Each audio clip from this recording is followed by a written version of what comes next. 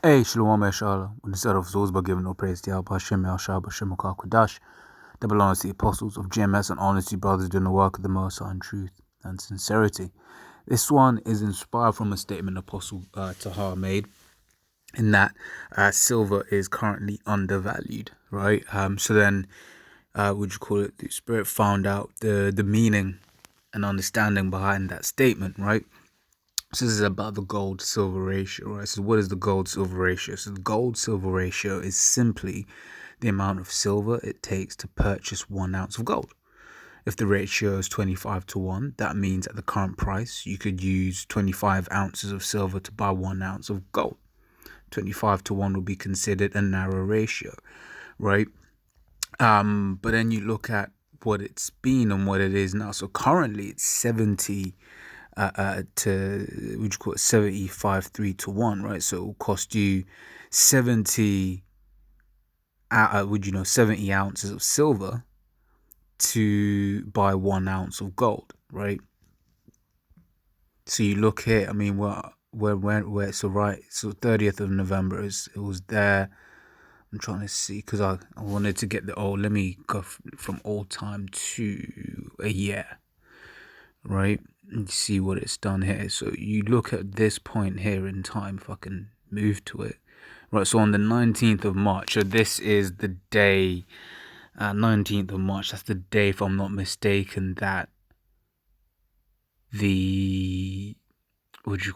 the day that the US announced the whole coronavirus, stimulus package thing. I don't know if that was the day it was announced or the day it became into law. But if you actually look at the silver charts, the price of silver between the 15th of March and the 19th of March is when it was the cheapest. So basically it looked like, some insider trading was going on there. Basically they knew something was going to happen. But as you see there, it would have cost you 123 ounces of silver to buy 1 ounce of gold, which is incredibly high, right? So that says that's the year high, 50. As in for this period, let me see what the all-time high is. Oh, it's an all-time high is 115, right? So around about the same number, right? But I mean, you look at somewhere like down low here, right? This is it's not the most the ones on mobile. It's not always the most intuitive, right? So you look here on the 9th of January 1980, the gold-silver ratio was just 15. Right, so it would have cost you 15 ounces of silver to buy 1 ounce of gold, right? Needless to say, you need a lot more silver than that these days, right? So yeah, that is, just the understanding on that. I haven't got much. This is Genesis 13:2. This is Abraham was very rich in cattle, in silver, and in gold, right? Because these are real riches. Right, what we have in our pocket is referred to as fiat currency. Fiat meaning, let it be so. Because the central banks have just said, hey, this is money. And guess what? Now it's considered money, but it is not real money, right? And in the kingdom, we're going to go back to having gold and silver, because the scriptures also say,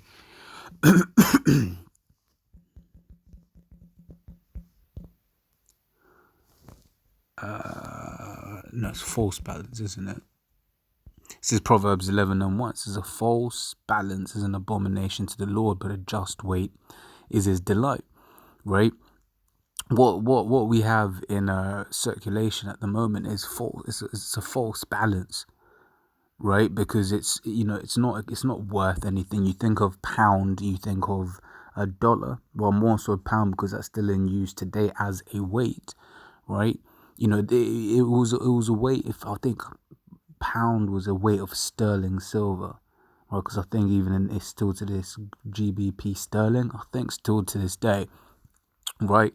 But dollar wants the same. The apostles not too long ago brought out, a silver certificate, right? Which was basically a note, right? A bank note, which says, I promise to bear the bearer on demand, which is, has been removed, right? Because $1 is not buying you anything, right? Of silver, and £1 is not buying you anything of silver, right? But hey, it is what it is. This man's kingdom is going down, and his economy is going to go down too, right? And will this, silver and gold save you? No, but it's just something, the apostles, Apostle Tahar said it himself. It ain't gonna save you, right? But it's something to just have, right, as a defense. In fact, let me grab that, right, because it is a true saying, right?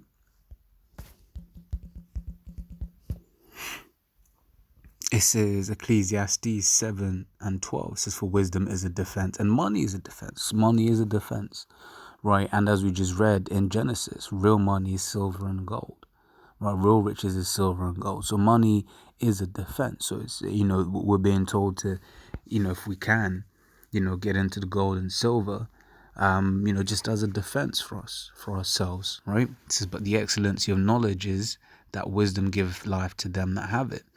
Right, so money is a defense, but ultimately, what are the real riches? The real riches are these truth, and that's really what's going to, keep us strong in these, in these times to come, right? As the apostle said, if a brother doesn't have gold and silver, does that mean he's not going to be saved? Right, that's not so, right? It's just, once again, just as a defense, right? Let me grab this. This is Proverbs 8:11, for wisdom is better than rubies, and all things that may be desired are not to be compared of it, right? So think of anything, right? Wisdom is better than that, right? This is Isaiah 33 and 6. It says, and wisdom and knowledge shall be the stability of thy times and strength of salvation. The fear of Yahweh is his treasure, right? So that's ultimately what's going to keep us stable, right? Because at the end of the day, the Lord is going to find a way of protecting his men. Why? Because he said so, right? So, whether you've got gold, whether you've got silver, right, you need not worry. The Lord has it. Isaiah 65:13 says, therefore that saith the Lord power, behold, my servants shall eat, but ye shall be hungry. Behold, my servants shall drink, but ye shall be thirsty. Behold, my servants shall rejoice, but ye shall be ashamed. Right, so we're going to eat, right, we're going to drink, right, and we're going to be joyful, as it goes on to say, right? It says, behold, my servant shall sing for joy of heart. Why are we going to sing for joy of heart? Right, yeah, but things are to come. It's gonna be a bad time, right? Which is why the apostles have been, the Spirit's been on the apostles to basically push it on to us to be, preparing our minds spiritually for the times that are to come, right? Because bad things are gonna be happening, but we're gonna be joyful because we know what happens at the end of the bad things, right?